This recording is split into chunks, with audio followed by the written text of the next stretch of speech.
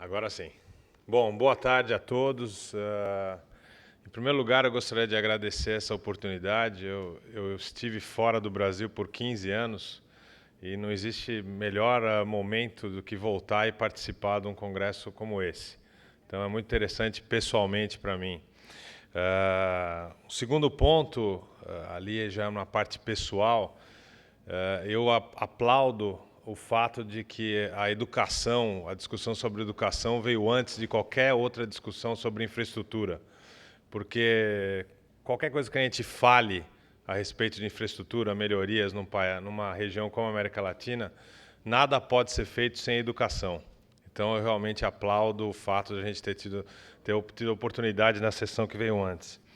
E um outro fator é que eu me preparei durante 2 semanas para falar o meu portunhol excelente, e agora eu vou deixar para o pessoal especialista para fazer a tradução. Então, vocês vão perder o meu portunhol, a possibilidade de me escutar aí. Falar um pouco sobre a mobilidade. É óbvio que falar só um minutinho sobre o que é a Bombardier, né, que é muito importante, porque quando a gente fala Bombardier, muitos se lembram de jet ski, trenós, e na verdade a gente é um conglomerado de produtos de transporte, né? A Bombardier é uma empresa de aproximadamente 20 bilhões de dólares, com mais de 74 mil funcionários, que tanto faz aviões como trens, né? Para falar um pouco sobre trem e o porquê que a gente entende do que a gente fala sobre mobilidade, hoje em todo o mundo nós estamos com mais de 100 mil trens andando por todas as regiões do mundo, transportando cerca de 250 milhões de pessoas por dia. Então, efetivamente, é um número substancial se a gente pensar que a população do Brasil chega mais ou menos a esse ponto. Então, é muito importante para nós salientar esse fato. Quando fui convidado para falar sobre mobilidade, nós pensamos em alguns megatrends, pensando um pouco da situação, não só América Latina, mas tudo o que acontece no mundo inteiro. E falando um pouco de urbanização e população, porque falar sobre mobilidade sem falar sobre população não faz sentido. E muito disso foi discutido pela apresentação do Ricardo Senes um pouco antes dessa apresentação, na parte da manhã, e que efetivamente vai de encontro ao que a gente vai falar um pouco sobre o que acontece mais lá para frente. Um outro fator é a parte de congestionamento. Quem vive na América Latina talvez saiba melhor que qualquer outro lugar do mundo o significado da palavra congestionamento. Nas grandes cidades na América Latina, invariavelmente eu não consegui encontrar nenhum lugar que não tenha um congestionamento. É óbvio, quando você vai para a Ásia também você encontra problemas. Quando você vai para a Inglaterra, a M1 é o maior estacionamento do mundo, segundo eu morei na Inglaterra durante 4 anos, eu vivi bem a parte de congestionamento, mas na América Latina isso é um problema grave. Outro fator que o Ricardo também mencionou na apresentação dele foi com relação à idade, o que está acontecendo com a nossa população. E eu vou colocar alguns pontos. E, obviamente, uma tão importante como qualquer outro fator é a parte da conscientização do meio ambiente, o quanto afeta nós não termos uma infraestrutura bem colocada e bem delineada, o quanto isso afeta no meio ambiente, que é o futuro da gente aí mais para frente, né? Então, quando a gente fala de crescimento de população, eu não vou falar o que o Ricardo já mencionou, mas efetivamente aqui na América Latina a gente tem uma densidade demográfica muito grande nas megacidades. E a tendência é que isso continue aumentando, né? O que a gente percebe é que há uma mudança entre a população que vive na área rural e que vive na área urbana, principalmente nas grandes cidades, no mundo inteiro. Então, há uma migração de pessoas para os grandes centros urbanos, que é natural, onde há mais trabalho, há mais condições de saúde, e isso ainda acontece na América Latina como um todo, né? E se nós não fizermos nada para que isso seja bem controlado, o futuro é caótico, Provavelmente a gente vai ter o caso, se a gente não investir em infraestrutura, nós vamos ficar parados no trânsito o dia inteiro. Eu vou colocar alguns dados mais para frente do quanto tempo a gente perde no trânsito, em São Paulo ou em qualquer outra cidade do Brasil. Falando um pouco de América Latina, de novo, já foi apresentado alguns dados, mas é importante salientar alguns pontos. 14% da população da América Latina vivem nas megacidades. Por isso que no ranking de maiores cidades do mundo você sempre encontra, você tem as duas cidades na América Latina, o México e São Paulo estão na lista das maiores cidades em termos de população. Então, isso é muito importante. 200 milhões de pessoas utilizam transporte público. São fatores que, se nós não levarmos em consideração, já devíamos ter levado no passado, mas se a gente não olhar mais para frente, vai criar um colapso. Outro ponto, que na parte sul da América do Sul, 90% da população vive nas grandes cidades. E vão viver até a partir de 2020. Uma coisa que eu aprendi ao chegar nos meus 50 anos, que você pisca o olho, passou 15 anos. Você pisca de novo, passaram outros 30. Então, quando a gente começa a falar dados de 2035, 2030, 2045, está aí na porta já. Não dá para a gente pensar, vou começar o ano que vem. A gente já devia ter começado. Então, esses são pontos que a gente tem que começar a preocupar, porque vai ocorrer um boom de problemas. Congestionamento é desperdício de tempo, de energia, de dinheiro, principalmente nas cidades aqui em São Paulo, no Rio de Janeiro, é um fator de segurança também, né? Quando você ficar parado no congestionamento, a primeira coisa que você faz é olhar para os dois espelhos retrovisores para ver se não tem um motoboy ou alguma coisa passando que vá ocorrer um problema. Então, é uma condição de estresse. Se a gente for ver bem, em termos de divisão do número de pessoas transportadas por carro e por diversos meios de transporte, por hora, 2.100 pessoas podem andar de carro. Não tem como fazer mais, né? Você não consegue colocar mais gente num lugar onde cabe 5 pessoas. É impossível. E o mesmo se aplica para o ônibus. 9.000 pessoas por hora. Não dá para fazer mais mágica, não dá para você reduzir distância entre ônibus. Fica impossível de dirigir. Então, esses são fatores limitantes. A parte de trem, que não tem muito na América Latina, pode levar 22.000 pessoas por hora. Então, quando a gente fala um pouco de defender o porquê do trem, é que é um transporte de massa, né, que você pode colocar 50.000 pessoas.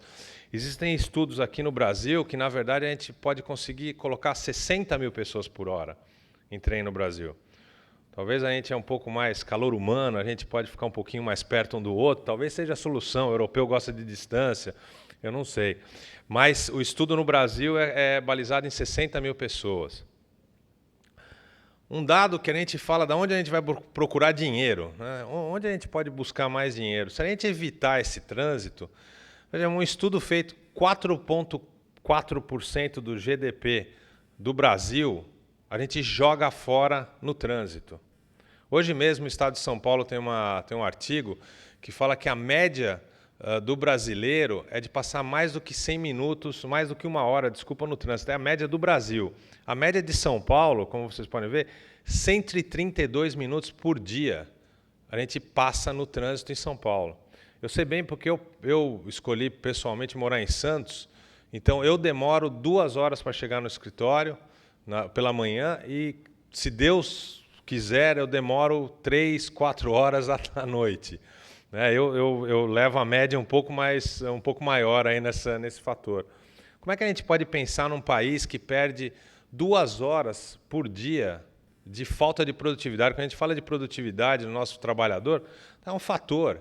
Dinheiro que a gente não tem, 111 bilhões de reais por ano, paga muitos problemas que a gente tem aí ocorrendo no Brasil.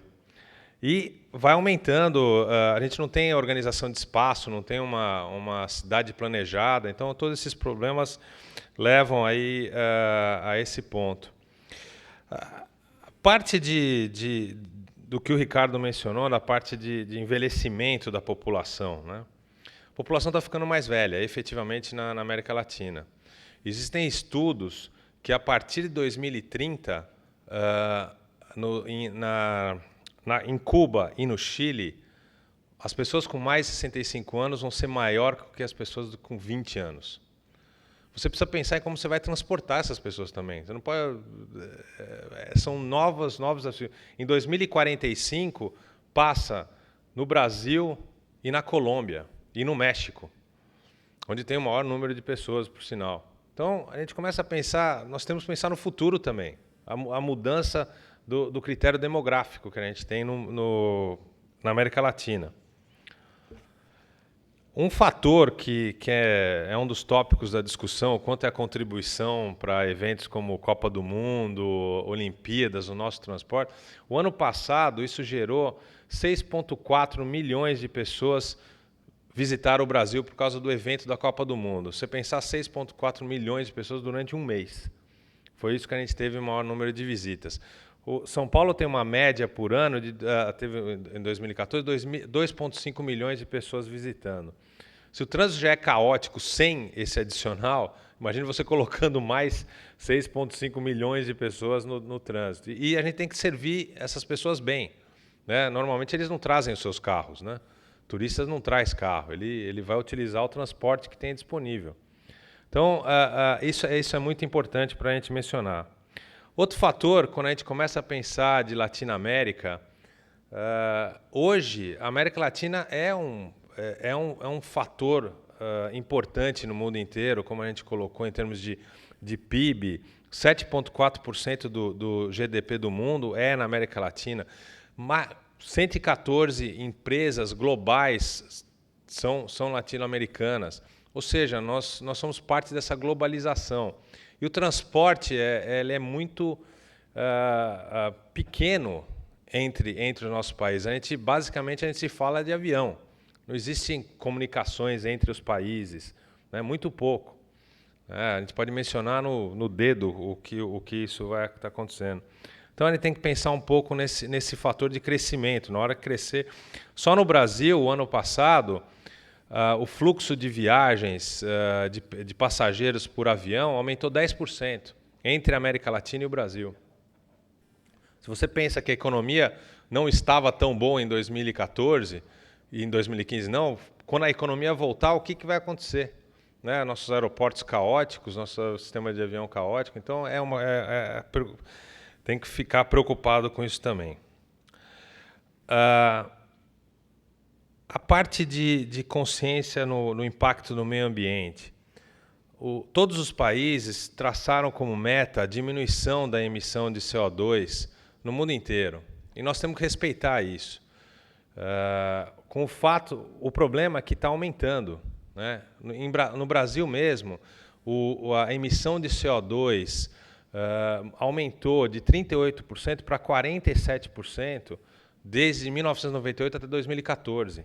A gente está andando na contramão. Nós fazemos pactos e estamos andando para trás. Então, a gente precisa ter uma consciência de que novos meios de transporte, seja ele... Eu vou falar um pouco sobre isso um pouco mais para frente.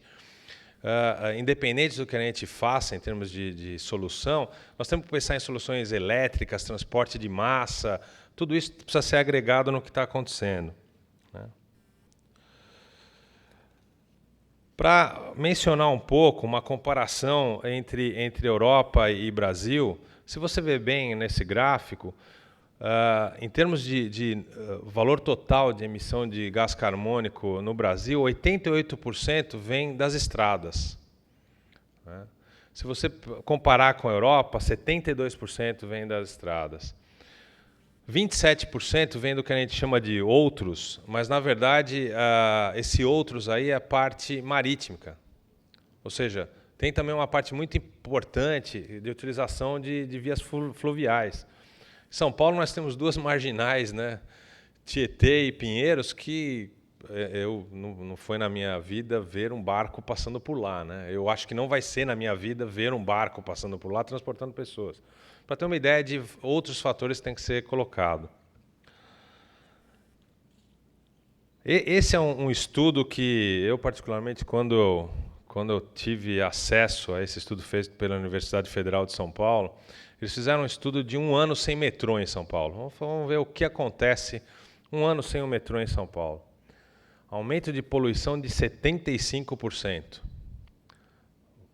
Mortes, a gente não está falando de doenças, nós estamos falando de mortes por problemas cardiorrespiratórios, aumentando entre 9% e 14%.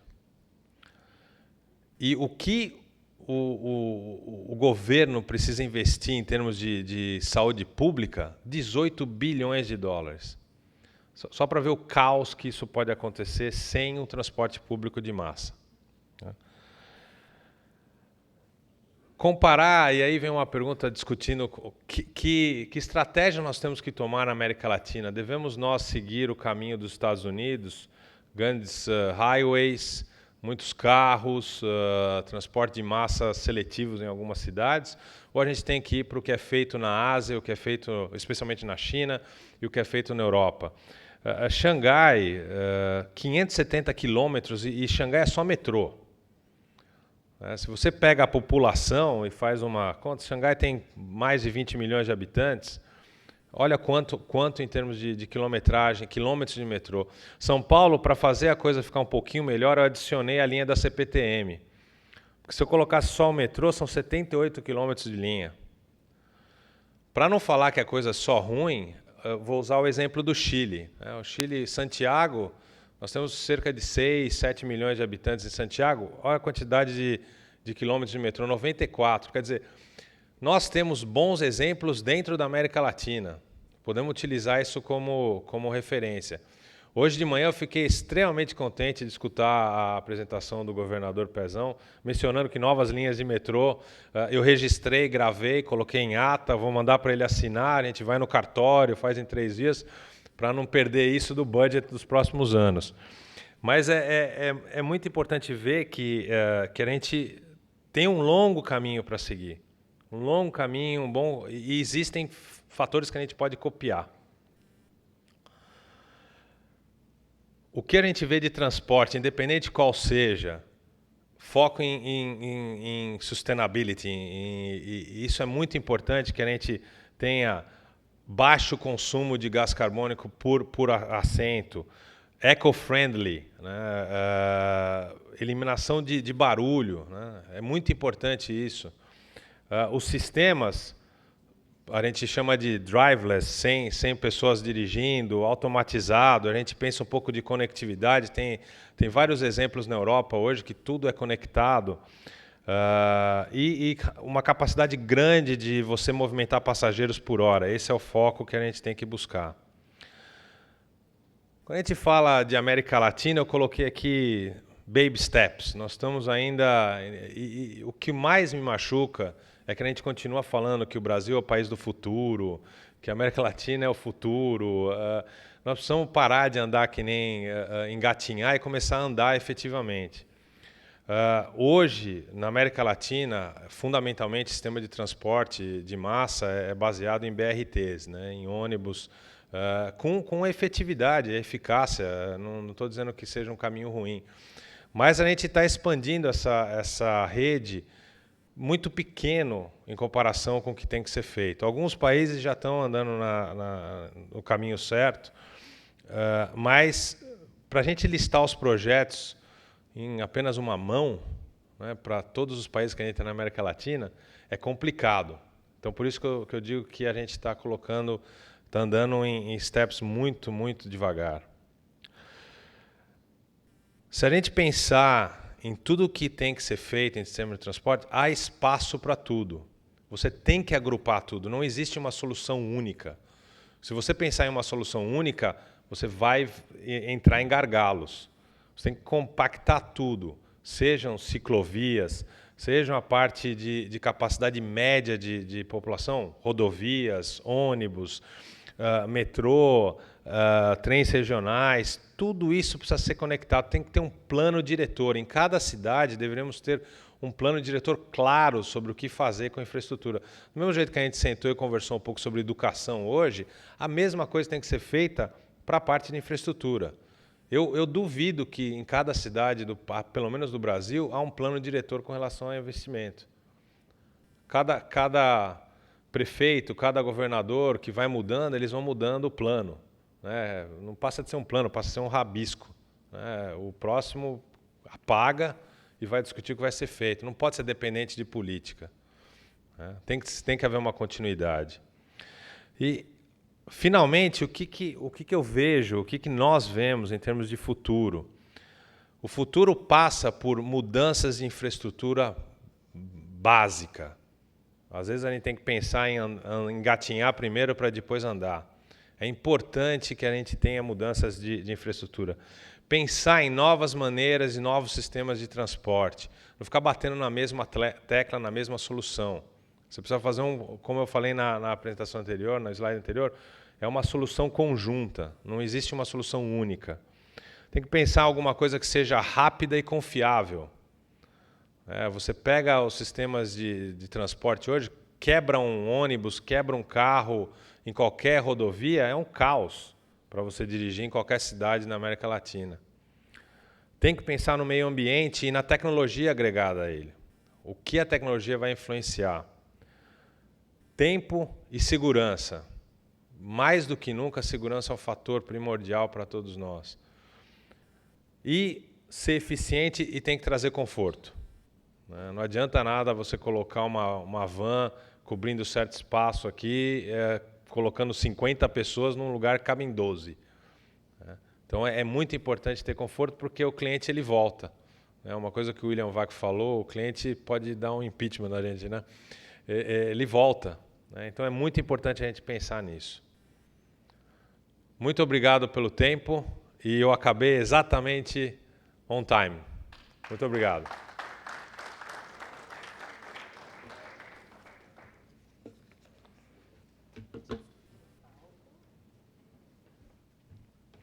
Peço ao João Ricciarelli para permanecer no palco, para a gente dar continuidade a este painel, e convido, então, Júlio Linares Lopes, da Telefônica Espanhola.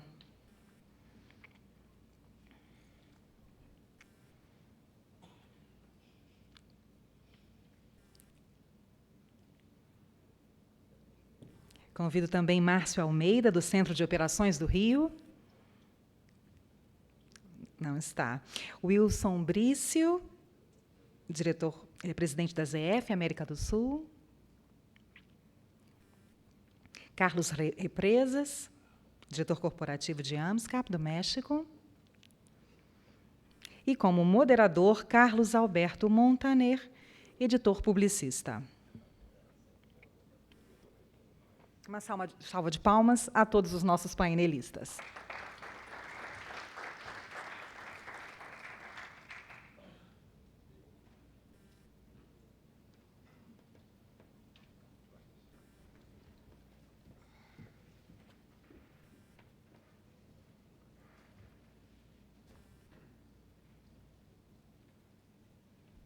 Bueno, muchísimas gracias por la invitación a estar con ustedes esta tarde.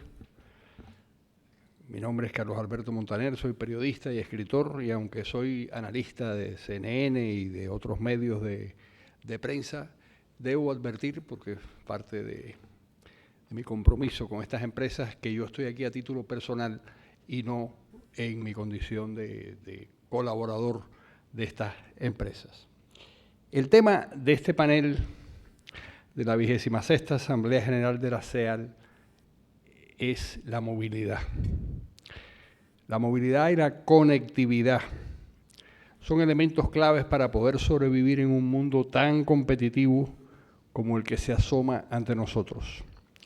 Y no es una casualidad que los países más desarrollados del mundo cuentan con buenas comunicaciones, magníficas carreteras, notables puertos y aeropuertos, telefonía inteligente y unas excelentes redes de conexión por Internet, rápidas, ubicuas y razonablemente seguras.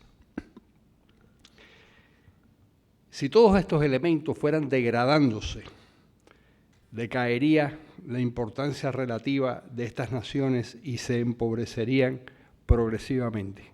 Es importante entender la secuencia, es decir, la conectividad y las multiplicidad de transacciones que permite hacer esta conectividad es lo que hace importantes a estas naciones, no es al revés.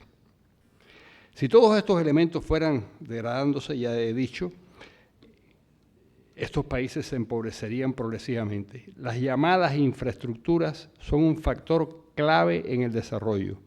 Atraen inversionistas y, sobre todo, facilitan la multiplicación de la cantidad de transacciones que se llevan a cabo en un tiempo dado. El anterior, el señor de Bombardieres, había explicado muy bien el costo tremendo de la de la dificultad en transitar de un sitio a otro, cómo eso puede afectar la economía de un país de una manera sensible. En la época de la colonia y hasta el siglo XIX, los barcos transportaban las monedas muy lentamente, entregándose a los piratas o enfrentándose a los piratas y al mal tiempo. Y muchos de estos barcos no llegaban a su destino. 2 veces al año, solo 2 veces al año, se reunía en La Habana la flota española con el situado, como se le llamaba al dinero que España transportaba para sostener la colonia, y luego seguía rumbo hacia Europa a la velocidad que dictaba el viento. Hoy esas operaciones muy parecidas se hacen con un simple clic de la computadora, y en todo caso hay 3 realidades que debemos tener en cuenta. Es verdad que vivimos en la era de la información. También es verdad que van desapareciendo las barreras entre países, y no es menos cierto que desde hace muchas décadas el planeta va imitando de manera creciente los modos de vida de Occidente. La transformación de China, por ejemplo, no solo es que se haya incorporado a la modernidad, sino que se expresa también en la forma en que visten, en que comen, en que se mueven, en que se transportan. Es decir, hay una imitación del mundo occidental. Puede ser que finalmente acabe triunfando como la primera potencia del mundo, pero acaba triunfando con los valores y los pareceres y los quehaceres de Occidente. Es importante percibir la interconexión entre estos factores. La información es prácticamente la misma y es posible intercambiar a las personas que llevan a cabo las transacciones. Las escuelas de estudios empresariales enseñan más o menos las mismas materias y el modus operandi de las empresas es aproximadamente similar. Un alto ejecutivo de una empresa del automóvil puede pasar mañana a una compañía de seguros y un japonés puede sustituir a un norteamericano o a un alemán sin grandes tropiezos. Es decir, vivimos en una cultura productiva bastante homogénea, que es un fenómeno relativamente reciente. Recuerdo en una visita a Tel Aviv a una pequeña empresa israelí que se dedicaba a la producción de paneles solares para la generación de energía alternativa. Le pregunté al gerente cuál era su mercado natural. Me miró extrañado y me respondió: los 7.000 millones de habitantes del mundo y los 202 países en los que viven. Supongo que en su actitud incidía el hecho de vivir en un país dotado de una magnífica estructura vial, aeropuertos, puertos y un gran acceso a las redes de Internet. El entorno también contribuye a crear una mentalidad. Si uno vive en países modernos, tiende a verlo todo desde ese prisma.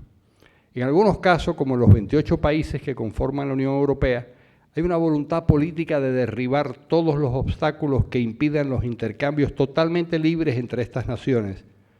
Pero no contar con esa enorme economía de escala, más de 500 billones de personas, ni siquiera no contar con eso es un obstáculo insalvable. Suiza, por ejemplo, no pertenece a la Unión Europea, aunque tiene con ella tratados para estimular el comercio. Lo mismo sucede con Israel, antes mencionado, una pequeña isla económica rodeada de adversarios por todas partes y, sin embargo, son sociedades vigorosas y triunfadoras. Con lo que quiero decir es que la economía de escala puede ser un cuento. El tejido empresarial de esos países ha sabido abrirse paso a base de innovaciones, calidad, precio y buenas prácticas comerciales, pese al aislamiento relativo. Y bien, pasemos a presentar a los expertos que van a abordar estos temas, y ya el señor Ricciarelli de la empresa Bombardier Brasil ya ha expresado, ha dado una charla que me pareció realmente muy interesante. Y les ruego a los panelistas que hablen unos 3 minutos para seguir luego con un turno de preguntas. Vamos a empezar precisamente por usted, que dio la conferencia. ¿Qué más podría decirnos en 3 minutos? Existem outros desenvolvimentos sendo feitos, inclusive com relação à parte de mobilidade com conectividade na Europa, nos Estados Unidos, na América do Norte, que a gente não abordou aqui, que eu não mencionei, mas principalmente porque eu acho que a gente está no plano básico. Nós, da América Latina, nós temos que desenvolver as coisas básicas em primeiro lugar, para depois pensar em comparação com outros países. Transporte na América Latina ele é feito muito rudimentar, né? As conexões entre países, quando a gente fala de América sem fronteiras, a única fronteira que existe, não existem fronteiras físicas, alfândegas, mas a gente não tem conexões entre os países efetivas e eficazes. Então, todos os pontos que eu coloquei, alguns deles assustadores, porque a infraestrutura vai afetar o modo como nós vamos viver daqui a alguns anos. E é como eu falei, não vai acontecer, vai acontecer no nosso tempo de vida. Então, nós temos que preparar não somente para os nossos filhos, mas para nós mesmos. O tempo está contra nós. Então, é importante que nós tenhamos sempre isso na consciência, que esses investimentos têm que ser feitos. Muchísimas gracias. Señor Linares. Bueno, lógicamente, aquí estamos diferentes compañías y yo, por la que represento, lo lógico es que hable de la movilidad y la conectividad en relación con las nuevas tecnologías.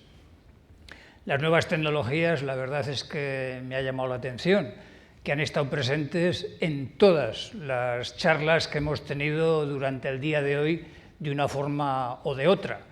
Y no me extraña, porque es que han impactado ya en todo, en la sociedad, en la política, en las empresas, en todo. Se ha mencionado varias veces que hay 7.000 millones de personas en el mundo y hay 7.500 millones de móviles, más móviles que personas.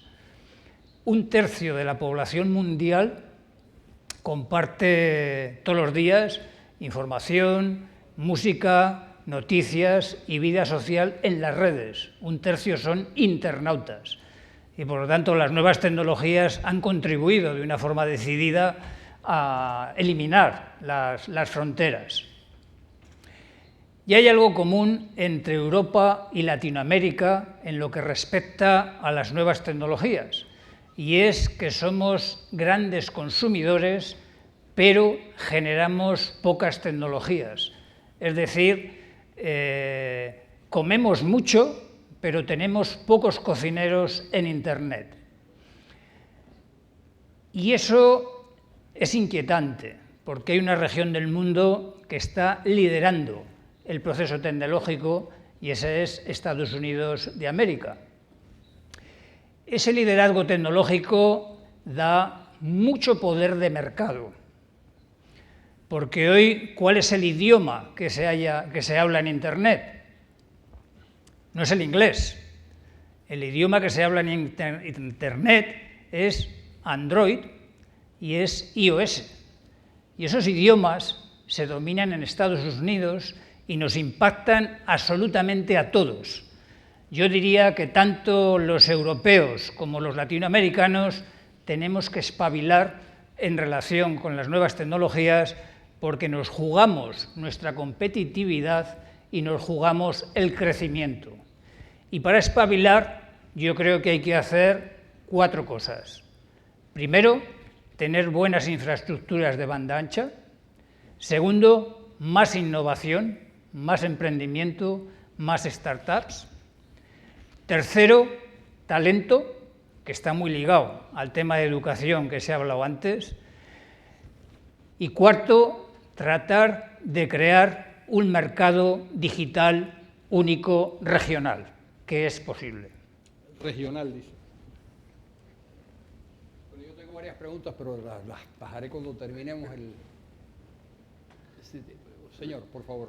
Bom, boa tarde a todos. Em primeiro lugar, é bastante difícil falar alguma coisa nova depois de 3 brilhantes apresentações, mas eu acho que, como o João colocou no começo, os desafios são muito grandes. Os desafios em termos das megacidades, da população urbana, que na América Latina tem uma tendência de ser maior percentualmente do que no resto do mundo. Nós estamos caminhando aí para 90% de urbanização contra uma média mundial de 60 e poucos por cento.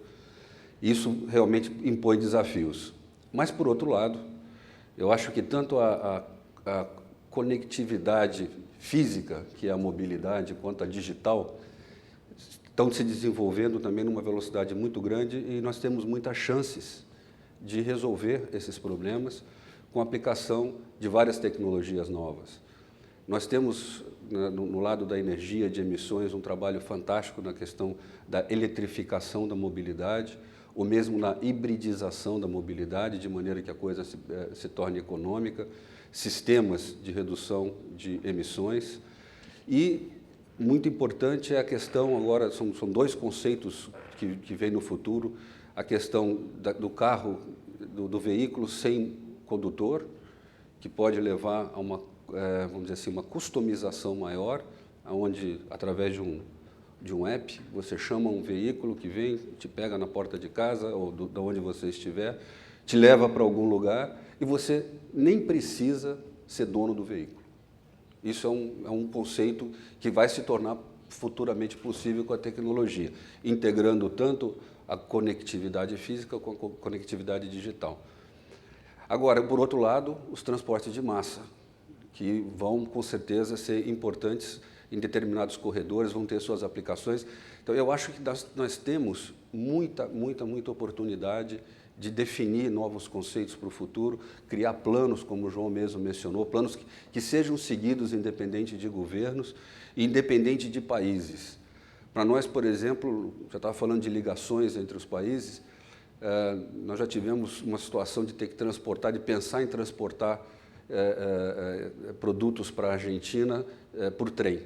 Nós temos uma fábrica em Sorocaba, teria uma ligação que vai até a fronteira no Rio Grande do Sul. Só que quando chega lá, você tem que tirar de um trem e passou por outro, porque a bitola é diferente. Então, quer dizer, não se pode ter integração, né, dentro dessa mentalidade. Nós temos que criar os padrões, criar normas, seja na área digital, como foi sugerido, seja na área de conectividade física. Nós temos que criar padrões latino-americanos e que nos sejam competitivos e tragam benefício para todos nós. Señor Carlos, ¿represas? Sí, Carlos Alberto. Mira, cuando yo viajo por nuestra América Latina y converso con mis amigos políticos, sobre todo los que están haciendo campaña, y les pregunto, bueno, ¿qué es lo que más te piden? ¿Cuáles son las demandas más sentidas que te encuentras en la población? Y me sorprende que cada día más la demanda más sentida es el problema de transportación en nuestras ciudades. Yo creo que lo que decía João hace un momento sobre el problema de las capitales en nuestra América Latina, creo que es un problema sumamente serio.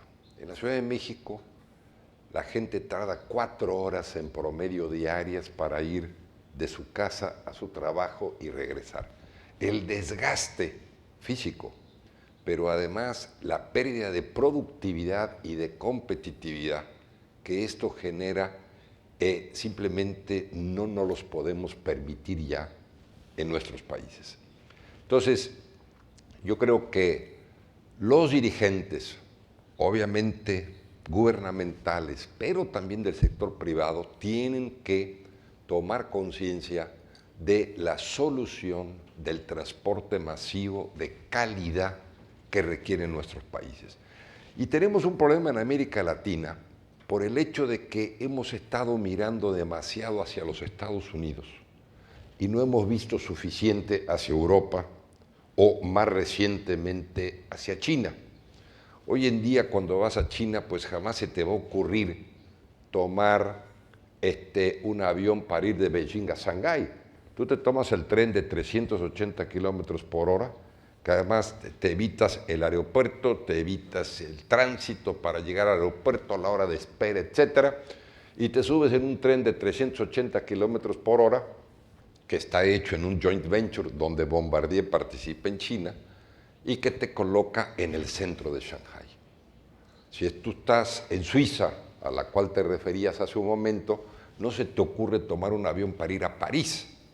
Tú te tomas el tren de alta velocidad en Ginebra y te baja en la estación de Lyon, en el centro de París, ahorrándote todos estos tipos de movimientos. Esto no se ha dado en Estados Unidos.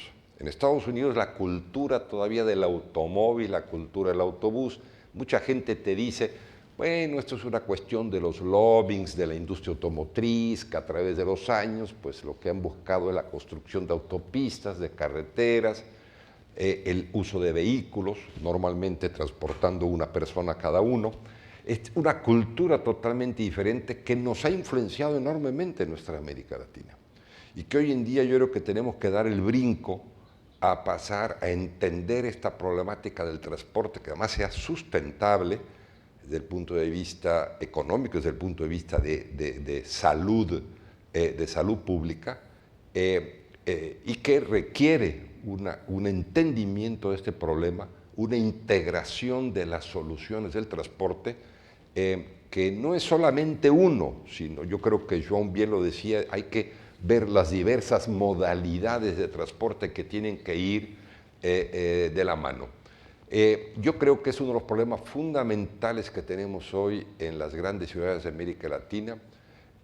Ya hoy en día el 80% de la población de América Latina vive en zonas urbanas.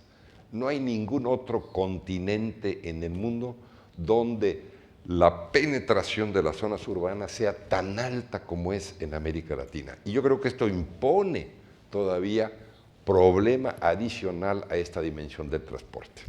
Bueno, muy bien, Carlos. Yo voy a tomar unas palabras que dijo Linares.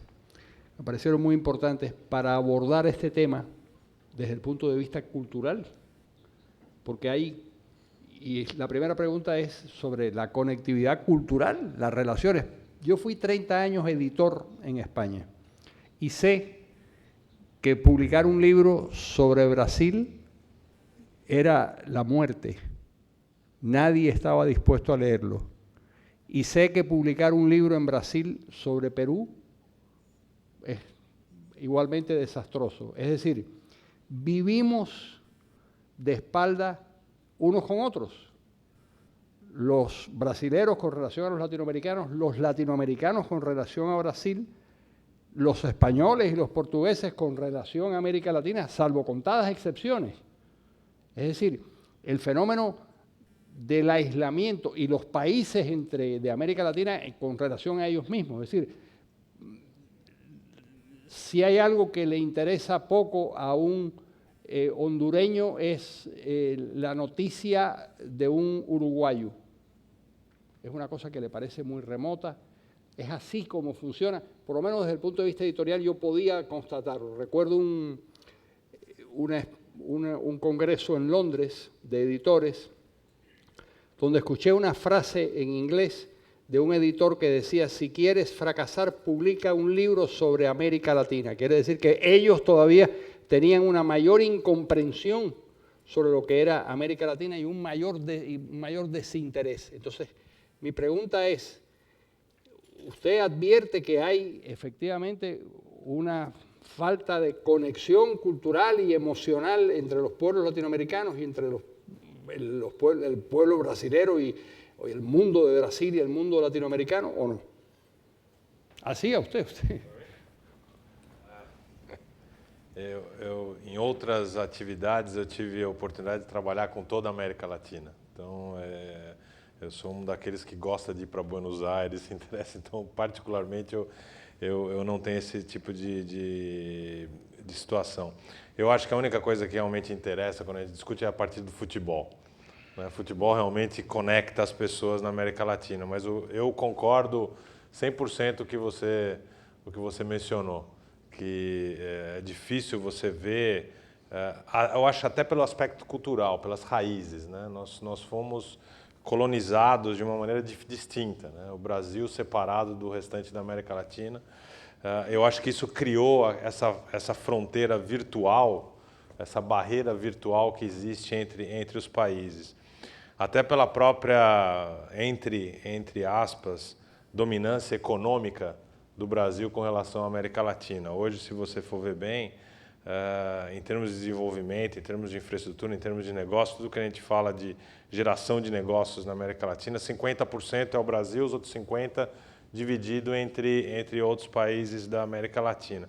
Isso cria uma sensação de competitividade ou de falta de congressamento de países.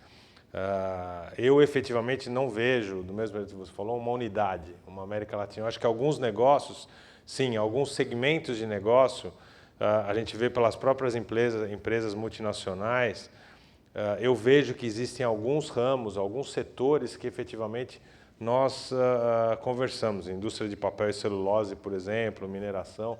Tem alguns segmentos que se conectam, mas em termos de cultura, cultura geral, é difícil você ter esse tipo de situação. Entretanto, eu morei na Europa também. Eu morei durante alguns anos na Inglaterra. Eu acho que se você perguntar para um inglês o que ele conhece sobre a Bulgária, eu acho que ele vai falar onde fica alguns, né? Depende de quantas cervejas eles tomaram, mas a pergunta também vai ser a mesma. É óbvio que se você falar da França, ele vai falar coisas pejorativas a respeito da França por questões culturais. Mas não é um fenômeno só brasileiro.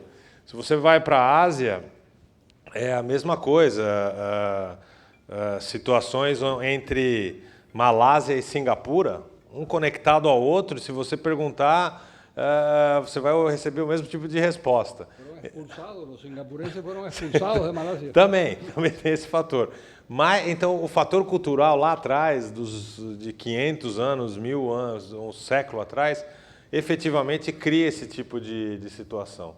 Então, eu acho que é uma situação singular à América Latina. Tiene razón. Yo recuerdo como editor en Madrid, estábamos en Madrid y publicamos una extraordinaria gramática catalana. Y no funcionó, y pensábamos que en Cataluña iba a tener mucho éxito porque era una gran, extraordinaria gramática. Y no funcionó porque la habíamos publicado en Madrid.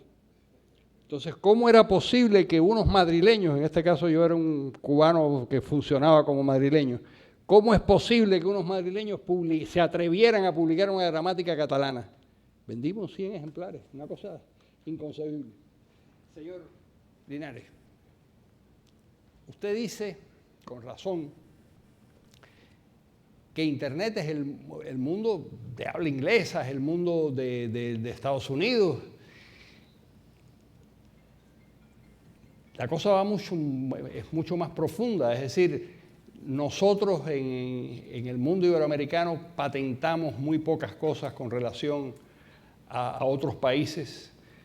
Por ejemplo, todas las publicaciones científicas de América Latina en el terreno de la medicina son menores que las publicaciones científicas de Israel y Singapur combinadas, que son dos pequeños estados.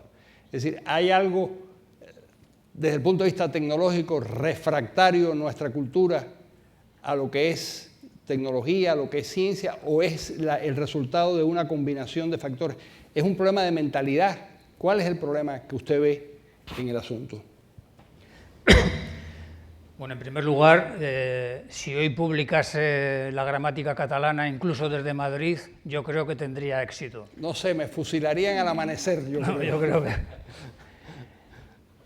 Vamos a ver, yo creo que no es que tengamos un problema ni en Latinoamérica ni en Europa de falta de capacidad para innovar. Lo que yo creo es que Internet ha supuesto un cambio brutal y que el liderazgo en Internet está muy concentrado en Estados Unidos. y ese liderazgo ha creado una dinámica fortísima de tipo innovador, de tipo emprendedor, de tipo industrial, que se ha decantado y se ha materializado en Estados Unidos. El resto del mundo, pues hemos estado utilizando este tipo de tecnologías y nos satisface enormemente el ser buenos usuarios de ellas, pero no hemos participado del enorme ritmo innovador que ha supuesto Internet.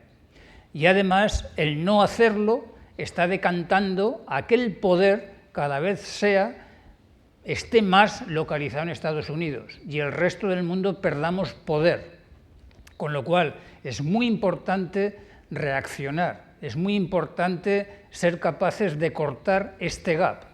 Y yo creo que es fruto de que el liderazgo se está desarrollando en una región del mundo que además está apostando mucho por ese tipo de tecnología, desde mi punto de vista, con una estrategia industrial muy inteligente. Yo puedo agregar un matiz en esto. A lo largo del siglo XX se desarrollaron por lo menos 3 tecnologías de la comunicación fabulosas. A principios del siglo XX el radio, o la radio. 20 años más tarde la televisión y en el medio el cine, que como parte de la transmisión de... Europa fue muy importante, sobre todo en el desarrollo del cine, por la cantidad de migrantes que fueron a los Estados Unidos. Pero la televisión surgió en Inglaterra, no surgió en Estados Unidos, pero bueno, Inglaterra y Estados Unidos tienen una vinculación muy especial. Se dijo entonces que la radio iba a cambiar el mundo de la enseñanza, iba a transmitir valores culturales. La radio podía ser el medio de comunicación tremendo, instantáneo. No pasó. Tampoco pasó con la televisión. Tampoco pasó con el cine. ¿Ocurrirá con Internet? ¿O Internet tendrá la misma consecuencia mediana y no variará esencialmente nuestra relación con el mundo desarrollado? Bueno, una de las características de Internet es que tiene unas disrupciones enormes en los negocios y lo estamos viviendo ya. No cabe ninguna duda que WhatsApp es una disrupción en el negocio de la mensajería que teníamos las compañías telefónicas y que los ingresos de voz y de mensajería nos están disminuyendo a las compañías telefónicas como consecuencia de servicios como WhatsApp.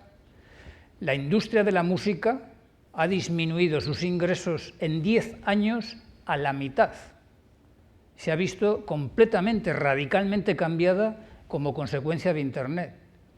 En muchos países tenemos manifestaciones de taxistas por Uber, porque Uber está teniendo un impacto radical en el negocio del taxi. En muchos países turísticos estamos teniendo muchas quejas, muchas reclamaciones de los hoteles por aplicaciones de Internet como Airbnb, que compite con ellos, a juicio de ellos, de una forma poco legal, pero que les hace competencia. No cabe ninguna duda que una de las grandes características de Internet es que provoca disrupciones en los negocios, que son cambios absolutamente radicales de los modelos de negocio que te exigen transformarte profundamente.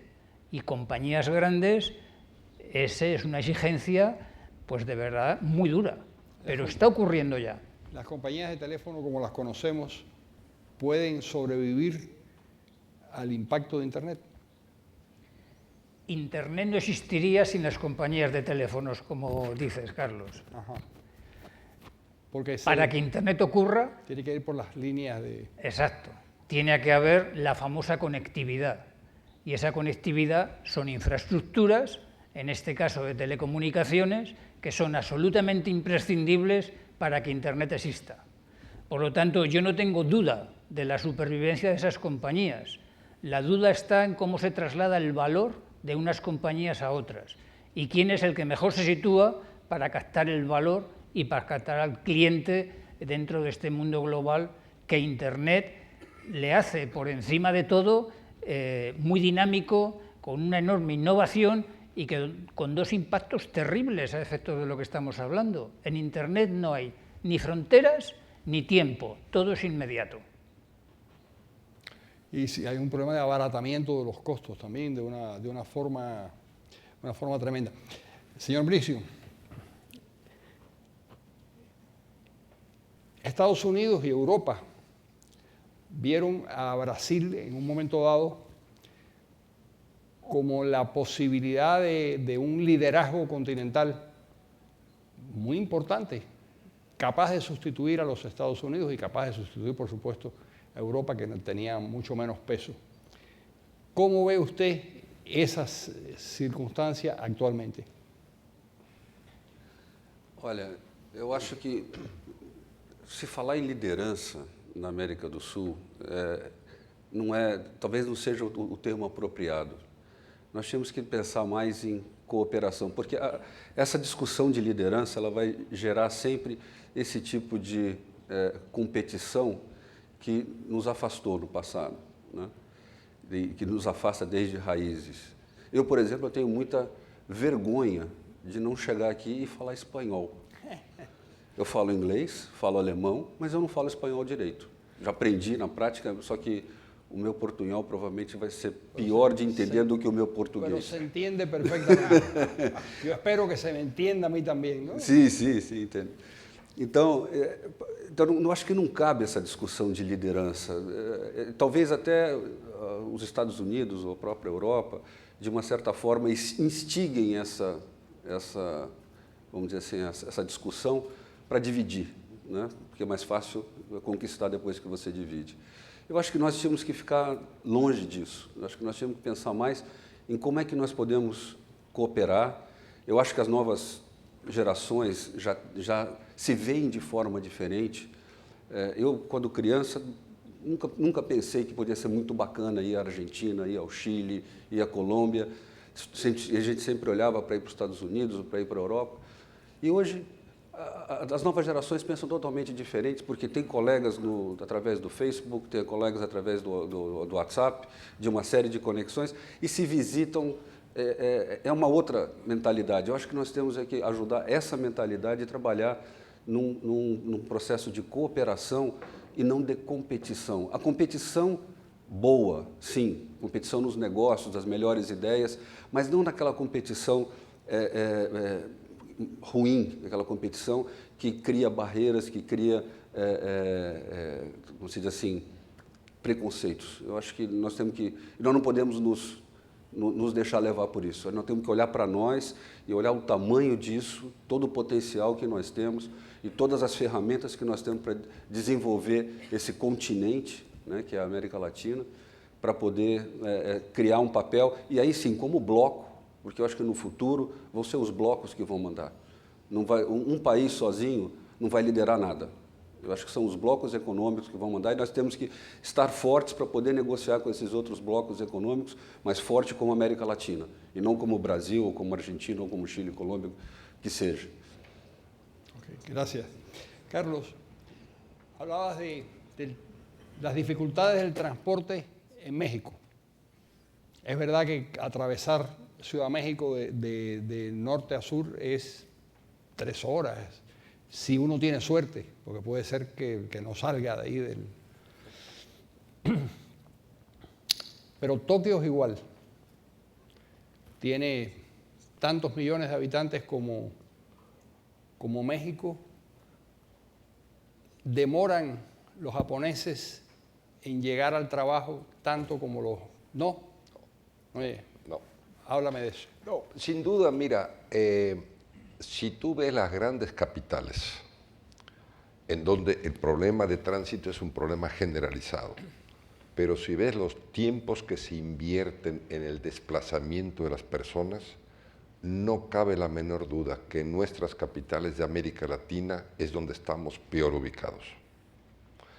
Y estamos peor ubicados porque no hemos tenido una política de transporte ni una política de crecimiento urbano en estas ciudades. Ha sido una política simplemente de dejar crecer.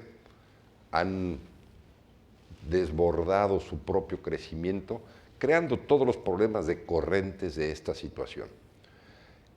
Si tú vas hoy en día al propio Shanghai, en donde nos mostraba Joan que tienen 580 kilómetros de metro, tu capacidad de desplazamiento a distancias equivalentes con São Paulo o con la Ciudad de México es muchísimo mayor.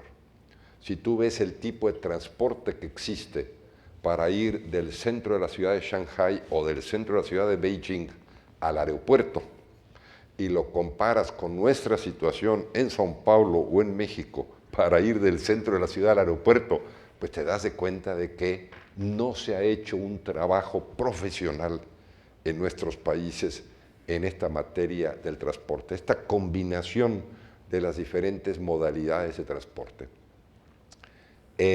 No creo que Joan hizo suficiente énfasis, pero en este momento se construye o se está terminando de construir el primer monorriel que se hace en América Latina en São Paulo, que además tengo entendido que será el mayor monorriel del mundo en términos del transporte del número de gente.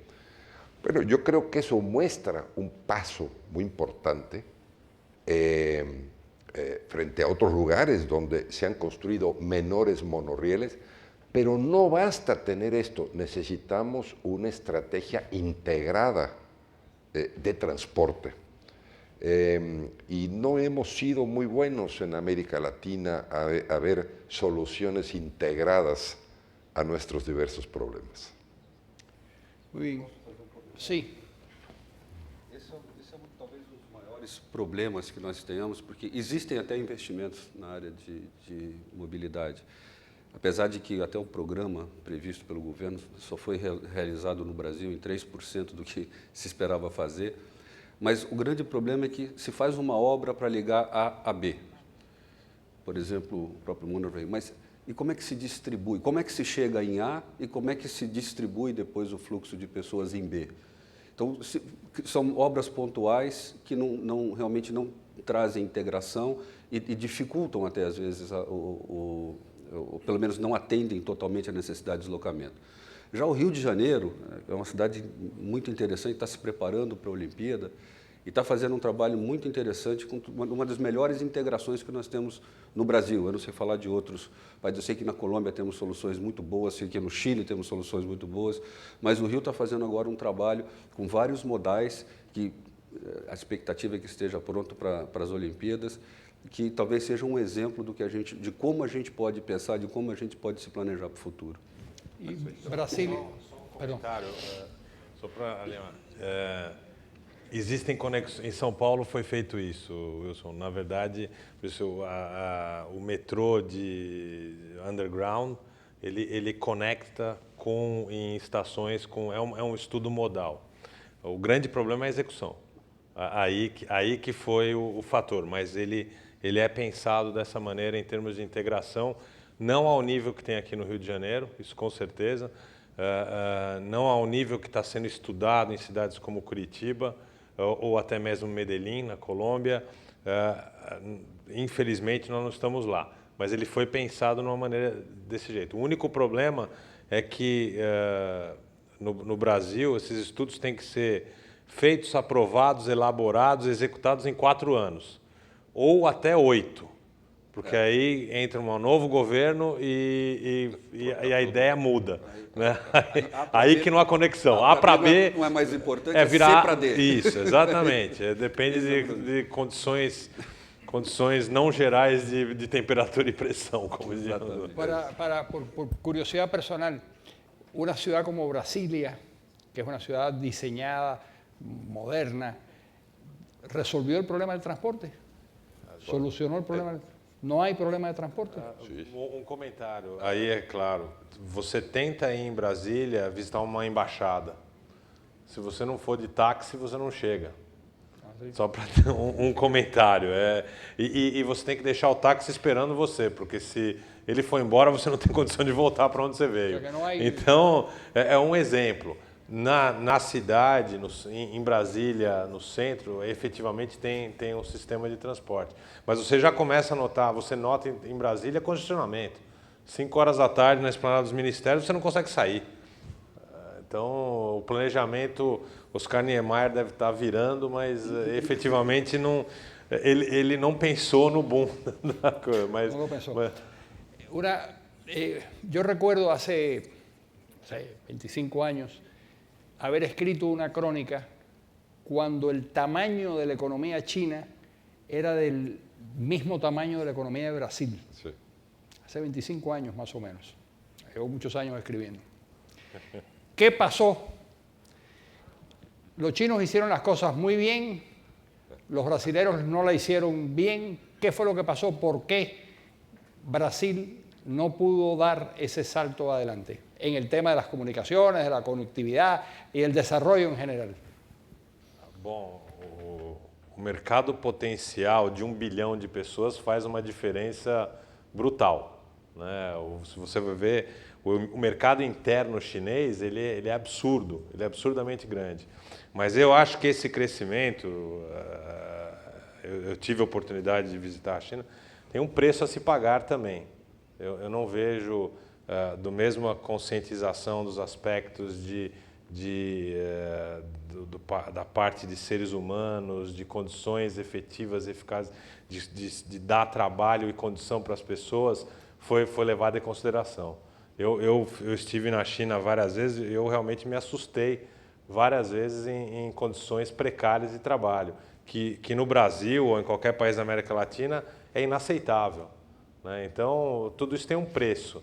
Eu acho que a velocidade da expansão foi uma necessidade devido ao próprio produto interno, à expansão dele. Entretanto, diferentemente do Brasil, os chineses, nós de empresas multinacionais, nós colaboramos muito para o crescimento da China também. Houve uma colaboração de fora para dentro.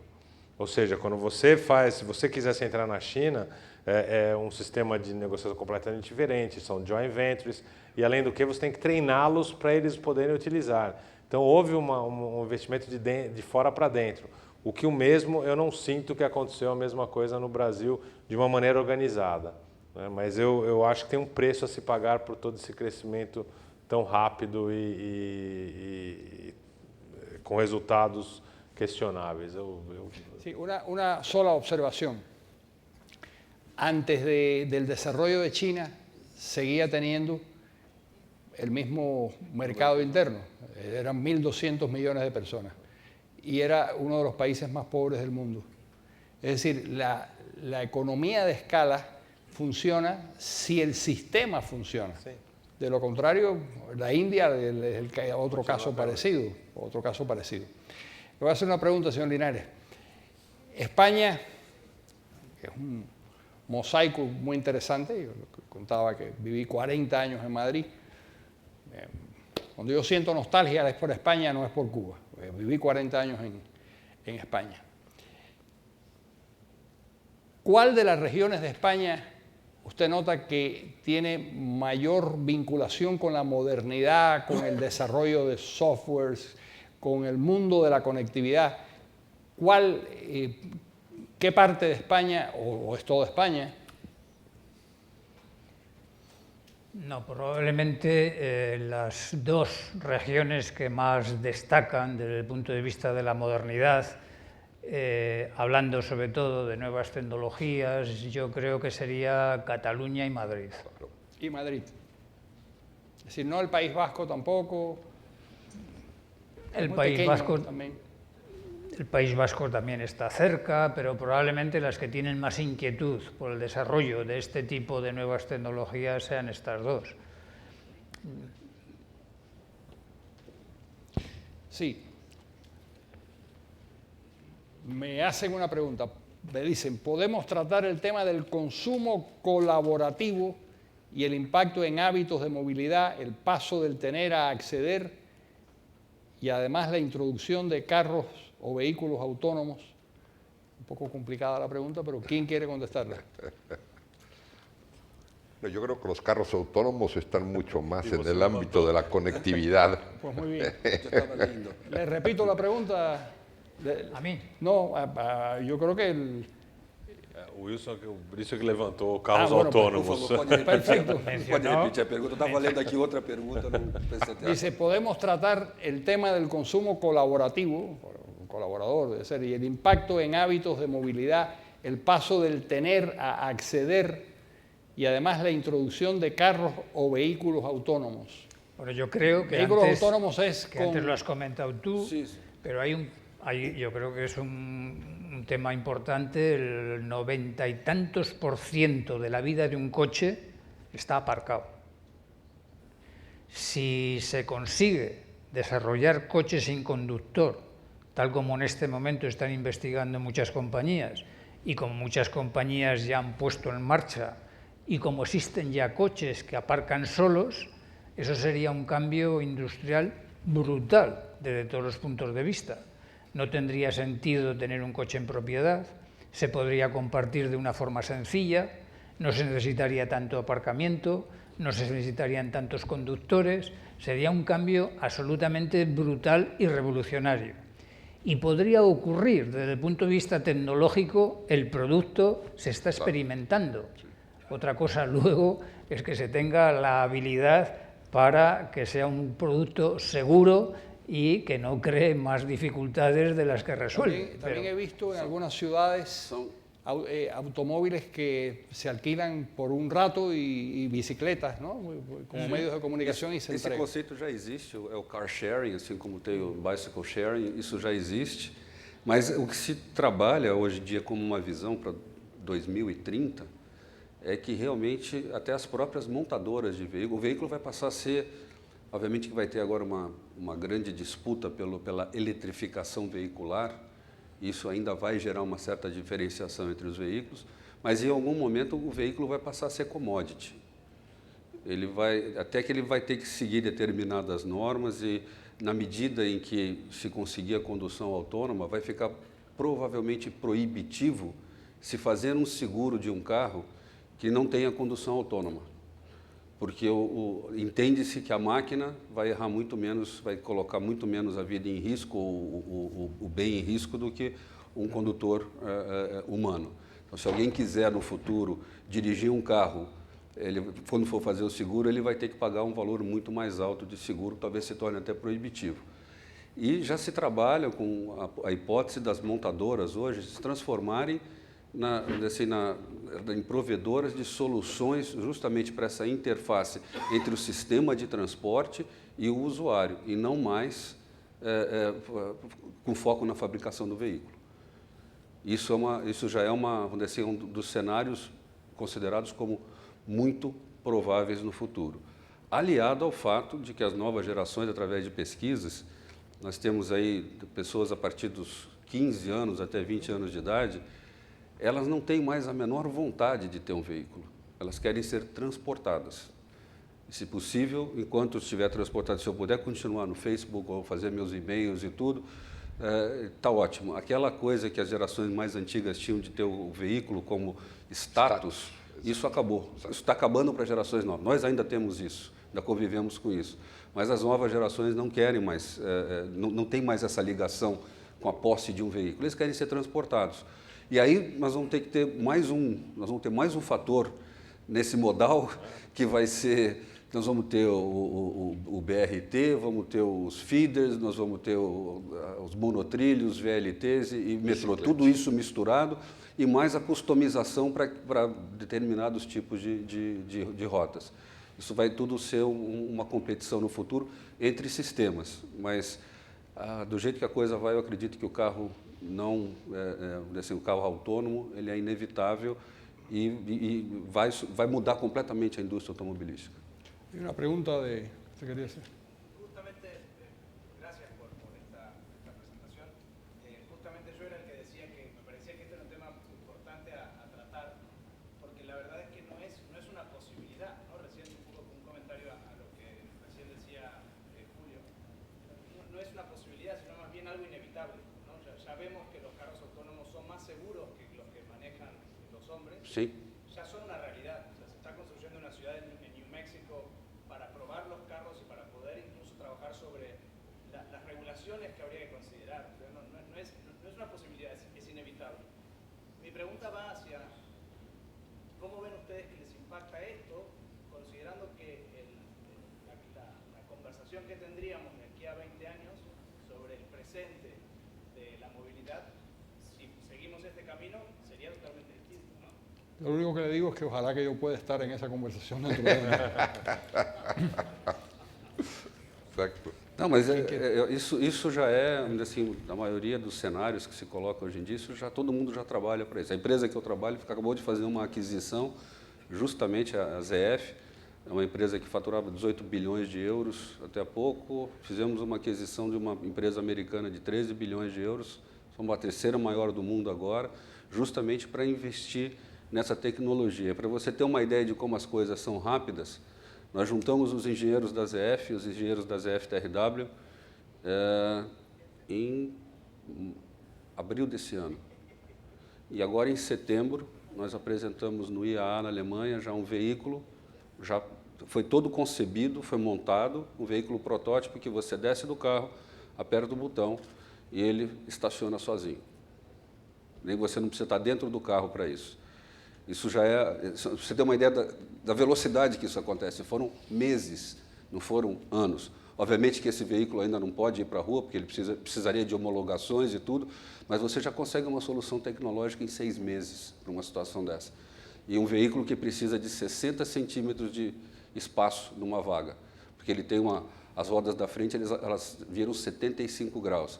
Quer dizer, é uma coisa impensável há anos atrás. Um desenvolvimento desse, para se colocar para funcionar, isso demoraria muito tempo. E agora é uma situação colaborativa, tem com vários atores, fornecedores trabalhando junto, e você consegue em 6 meses fazer uma coisa dessa.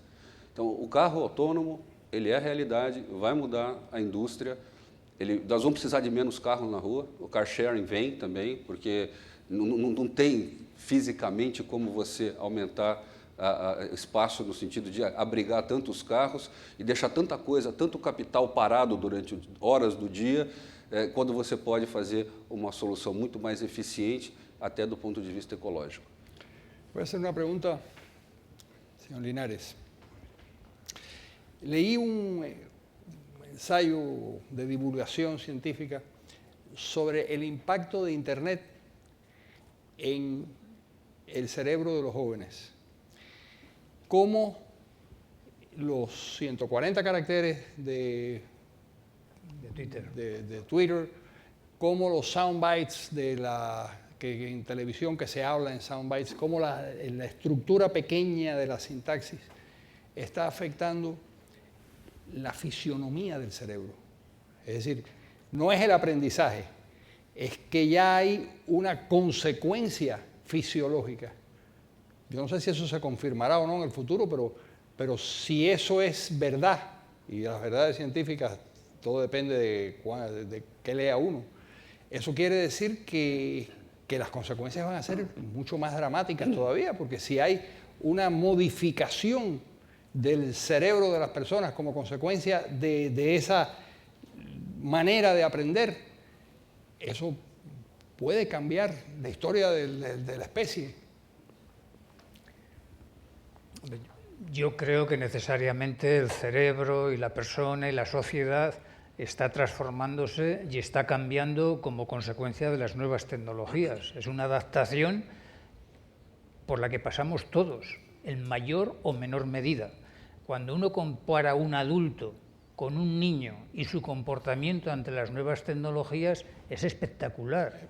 Los niños pequeños de 2 años se acercan al televisor y tratan de pasar la pantalla porque no les cabe en la cabeza ya que la pantalla no se pueda pasar con el dedo. El comportamiento de un niño ya demuestra que la transformación digital está ahí, está impactando a la persona, está impactando al cerebro, está impactando a la sociedad.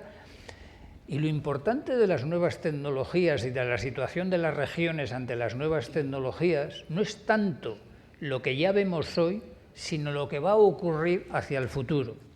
Porque yo creo que estamos como en la mitad, si se hace una analogía con la leyenda del ajedrez, cuando el inventor del ajedrez se lo regaló a un rey, el rey quedó tan satisfecho con el juego que le dijo, dime qué quieres en compensación. Y el inventor del ajedrez le dijo, un grano de trigo en la primera casilla, 2 en la segunda, 2 en la segunda, hasta la 4 en la 64. tercera, y el rey le dijo, pero ¿cómo me pides tan poca cosa? ¿No quieres de verdad nada más? Dijo, no solo eso. Y le dijo a los súbditos, venga, dárselo. Cuando iban por la mitad de las casillas del ajedrez, era toda la producción del trigo del país. Y cuando calcularon el final del ajedrez, se encontraron que era la producción del mundo en los próximos 10 años. Y es que estamos con progresiones geométricas. Y lo que está ocurriendo en la tecnología es una progresión geométrica, porque la ley de Moore dice que se va a duplicar cada 2 años. Y eso está ocurriendo. Y las evidencias que hay es que va a seguir así. Si eso es así y nos encontramos en la mitad, lo que queda por venir nos desborda. Cuando tú preguntas, ¿y cómo va a ser ese futuro con coches conectados y con impresoras de 3 dimensiones, que se puede distribuir las fabricaciones para tenerlas en nuestra casa, y con drones repartiendo paquetes que te los llevan a la ventana de tu casa, y con robots más inteligentes que el cerebro humano, y con máquinas inteligentes que aprenden deprisa? ¿Cómo va a ser ese futuro?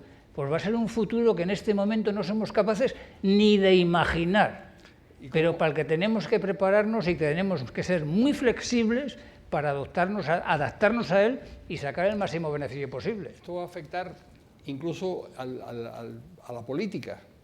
Ya no tiene sentido reunir un parlamento complicado cuando se puede reunir ese parlamento en una pantalla, cada uno desde su casa, con una buena comunicación, y pueden hablar, y pueden comunicarse, y pueden hacer perfectamente. Las decisiones colectivas se podrán, es decir, el Internet como una plaza de toma de decisiones colectivas.